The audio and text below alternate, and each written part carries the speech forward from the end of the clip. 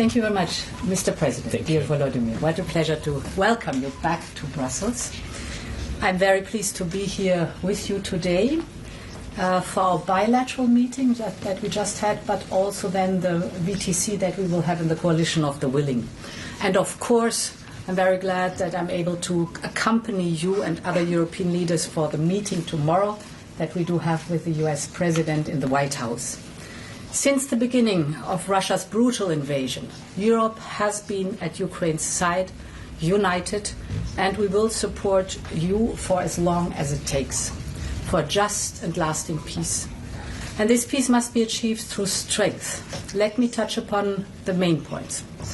First, we must have strong security guarantees to protect both Ukraine and Europe's vital security interests. Ukraine must be able to uphold its sovereignty and its territorial integrity.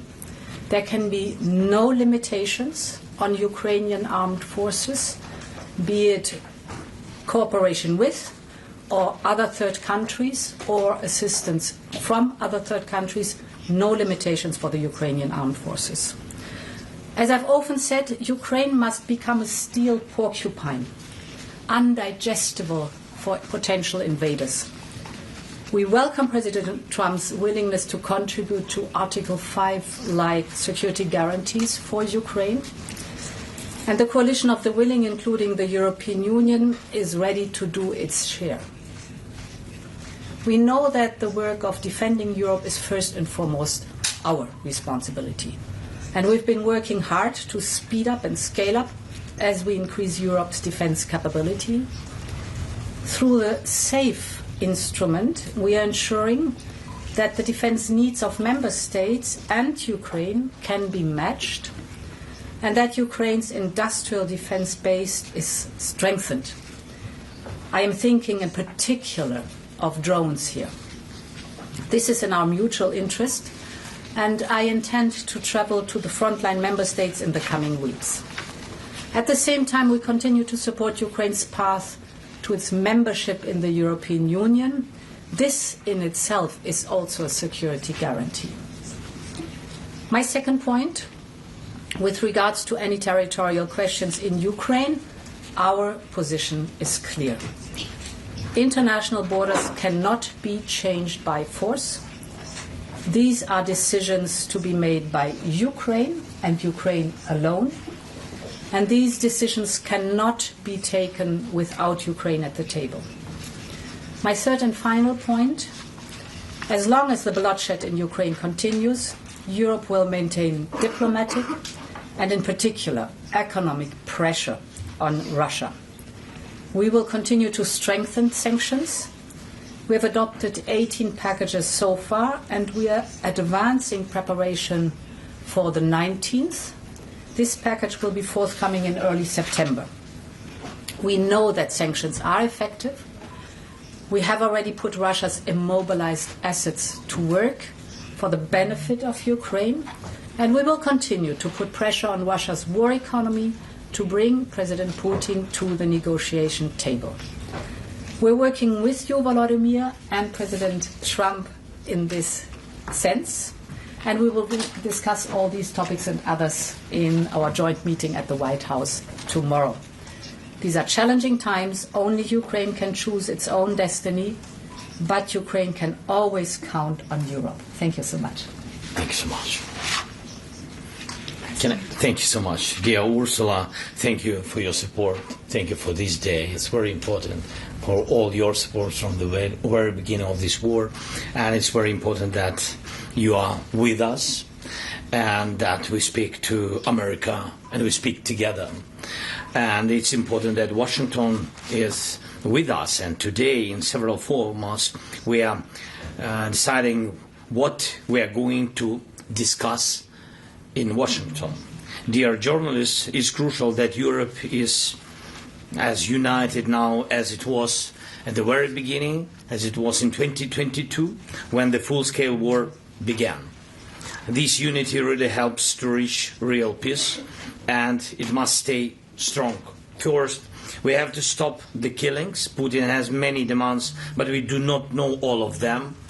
And if there are really as many as we heard, then it will take time to go through them all. It's impossible to do this under the pressure of weapons. So it's necessary to cease fire and work quickly on a final deal. We'll talk about it in Washington. Putin does not want to stop the killing, but he must do it. Second, we need real negotiations, which means they can start where the front line is now. The contact line is the best line for talking, and Europeans support this. And we thank everyone. Russia is still unsuccessful in Donetsk region. Putin has been unable to take it for 12 years. And the constitution of Ukraine makes it impossible to give up territory or trade land. Since the territorial issue is so important, it should be discussed only by the leaders of Ukraine and Russia at the trilateral Ukraine, United States, Russia. So far, Russia gives no sign that trilateral will happen, and if Russia refuses, then new sanctions must follow. Third, it's important that America agrees to work with Europe to provide security guarantees for Ukraine, and we are very thankful to the United States and to the President for such signal, and therefore for everyone in Europe. This is a significant change, but there are no details how it will work and what America's role will be, what Europe's role will be, what the EU can do. And this is our main task. We need security to work in practice, like Article 5 of NATO, and we consider EU accession to be part of security guarantees. And we have heard from President Trump that America and Putin see it the same way. So we talked about the EU accession negotiations. There can be no division between Ukraine and Moldova. That would simply be a very bad move to my mind, and if such a division takes place, it will automatically mean that Europe is divided on Ukraine, that Europe does not have a common and strong position on guarantees. Many in Europe see that vision will only make things worse. And we talked about defense, and thank you very much, dear Ursula. We agreed to work more actively on programs such as SAFE, and I count on the support with drones. First of all, this is priority. Next, thank you for the 18th package of sanctions. It's important. We need to prepare the 19th package so that Russia sees that we are serious. We understand Russia's strategic direction. It's anti-European, and so we must continue to limit Russia's potential. Finally, we talked about the support of Ukrainian children in schools, and we have a school meal program, and it's an important program that ensures that children from every family in wartime at least receive security and receive a normal hot meal. The school year is coming soon, and I asked Ursula to help us improve this program. It's our children, it's our future, everything for them. Thank you. Thank you. Thank you very much to both presidents. We can now take a couple of questions. Okay. Katarina, the first question. Thank you. Katarina Redan for the German press agency. You have microphones in front of you. If you can take one, that would be fantastic. Thanks a lot. Okay. Okay, better? So Katarina Redan for the German press agency. A question to both presidents. Do you agree with President Trump that there's no need for a ceasefire and that peace negotiations should begin immediately? Should I start? Yeah, you want? So, I think not the term is so important. Important is, and it matters, what's the effect. And the effect must be stop the killing. That's the most important part. Whether we call it a ceasefire or it's a peace deal, stop the killing. Point number one. Therefore, it is so important to have as soon as possible a trilateral meeting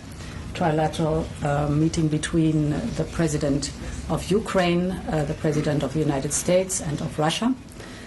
I think very important is that there are clear timelines to be kept.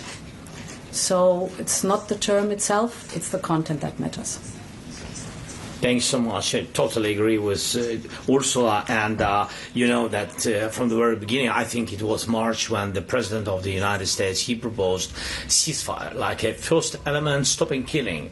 And we agreed it and we supported him. And I think it was very strong idea pushing Russia to real negotiations. And now we hear another signals. I think that we have to share it, all this, with details and what Ursula said about and what we talked bilaterally and what we will talk now with all our coalition villains, with all the Europeans. And we have to share all our thoughts with President Trump. We need the United States on our side. And I think that President Trump shared that we would need peace, but steps to this peace. We need, right, correct steps to have lasting peace. To stop Putin, it means not to make a pause in this war. Stop and have a lasting peace. Yeah, for all of us. Thank you. Thanks. Second and last question to Elena. Thanks. Thank you. I will start in Ukrainian if possible. Олена Абрамович, Радіо Свобода, українська служба. Пане президенте, Путін сказав, що розуміє, що Україні потрібні гарантії безпеки. У вас вже була розмова з президентом Трампом. Скажіть, чи озвучив він бачення Росії щодо гарантій безпеки для України, які прийнятні для Росії, так?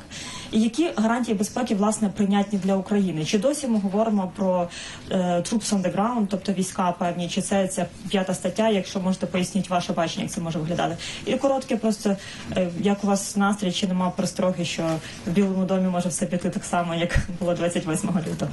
Дякую. I'm sorry, if I may also to the Madam President, another question. I think we're good with one because we have a call soon. Very quickly. Дякую. Can I answer Ukrainian? Yep. Дякую. Дякую за запитання. Передусім, я не знаю, про що реально говорили Путін і президент Трамп. І я хочу, щоб багато деталей президент Трамп сказав мені, потім європейським лідерам. І те, що президент Трамп сказав сигнал про гарантії безпеки, для мене це набагато важливіше, ніж думки Путіна. Тому що Путін нам не дасть ніяких гарантій безпеки. Гарантії безпеки – це сильна армія. Це може дати тільки Україна. Фінансування цієї армії – це може дати тільки, я вважаю, Європа. Зброя для цієї армії – це може дати наше внутрішнє виробництво, європейське виробництво, але є дефіцитні речі, які є тільки у Сполучених Штатів Америки. Оце, я вважаю, гарантії безпеки. Чи підключають, чи є troops on the ground, чи є така захист, як у деяких інших держав в небі, ви знаєте про що я. Чи є у нас можливість мати сучасний total number of air defense. Це тільки поки що запитання. На них ми дуже хочемо отримати відповідь, щоб розуміти, що таке гарантії безпеки. Те, про що ви говорите, мені здається, це сигнали руської сторони, що вони не будуть нас далі окуповувати. Але, якщо чесно, це поки що це просто слова. І на рівні тристоронньої зустрічі готові говорити. Що стосується Білого дому, я налаштований дуже продуктивно. І в гарному сенсі. В усіх сенсах цього слова.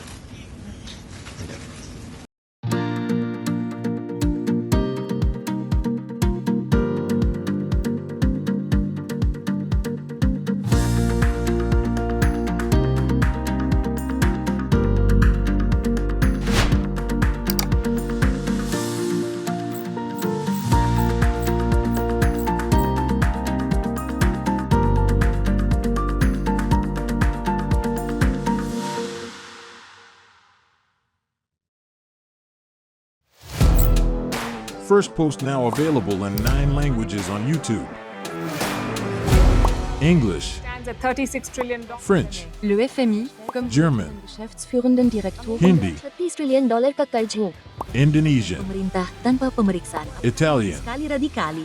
Japanese, 4 兆ドル以上も Portuguese, por causa do próprio balanço patrimonial. Spanish. Beautiful bill. Go to Settings, click on Audio Track and select the language of your choice. Be the first to know what's happening around you in your first language. Firstpost.